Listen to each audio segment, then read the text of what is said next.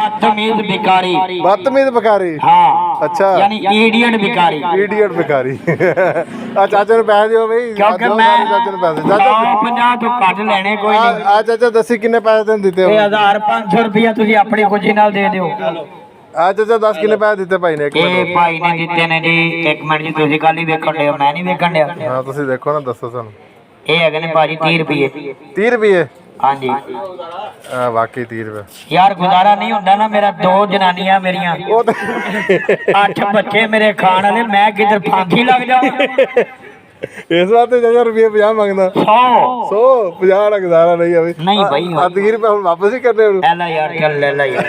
ये भी रख ला चाचा। ਕੰਪਨੀ ਖਦਾਰਾ ਨਹੀਂ ਬਰਦਾਸ਼ਤ ਕਰਦੀ। ਚਾਚਾ ਅਗਰ ਆ ਮਾਫ ਕਰਨ ਵਾਲੇ ਨਾ ਤੈਨੂੰ ਕਹਿਣ ਮਾਫ ਕੀਤਾ ਫਿਰ ਕਿੰਨੀ ਦਿਹਾੜੀ ਲੱਗ ਜਾਂਦੀ? ਯਾਰ ਜੇ ਮਾਫ ਕਰਨ ਵਾਲੇ ਵਿੱਚ ਲੋਚਨਾ ਨਾ ਚੱਲਣ ਹਾਂ ਤੇ 2500 ਦੀ ਦਿਹਾੜੀ ਤੇ ਪੱਕੀ ਹੈ, ਪਰ ਮਾਫ ਕਰਨ ਵਾਲਿਆਂ ਨੇ ਮੱਤ ਮਾਰ ਦਿੱਤੀ 6 ਮਹੀਨਿਆਂ ਤੋਂ। ਅੱਛਾ ਜ਼ਿਆਦਾਤਰ ਮਾਫ ਕਰਨ ਵਾਲੇ ਆਉਂਦੇ। ਭਾਈ ਜਾਨ ਰੋਜ਼ਾਨਾ ਦਾ ਮੈਨੂੰ 3000 ਬੰਦਾ ਮਾਫ ਕਰਨ ਵਾਲਾ ਮਿਲਦਾ ਤੇ 30 ਬੰਦਾ ਦੇਣ ਵਾਲਾ ਲੱਭਦਾ। ਅੱਛਾ ਚਾਚਾ ਕਿੰਨੀ ਦਿਹਾੜੀ ਕਮਾ ਲਈ ਹੁਣ ਤੱਕ? ਹੁਣ ਤੱਕ ਵੀਰ ਜੀ ਮੈਂ ਕਮਾਈ ਆ 60 ਰੁਪਏ ਪਾ ਕੇ 400 ਰੁਪਏ। 60 ਰੁਪਏ ਪਾ ਕੇ 400। ਚਾਚਾ ਨਾ ਹਿਸਾਬ ਕਿਤਾਬ ਵੀ ਨਾਲ ਬਰਾਬਰ ਰੱਖਦਾ ਹੈ। ਮੈਂ ਕਿਉਂਕਿ ਭਾਈ ਸਾਡੇ 7 ਕੇ ਬਾਅਦ ਤੇਰੇ ਦੋ ਸ਼ਾਦੀਆਂ ਤੇ ਕਿੰਨੇ ਬੱਚੇ?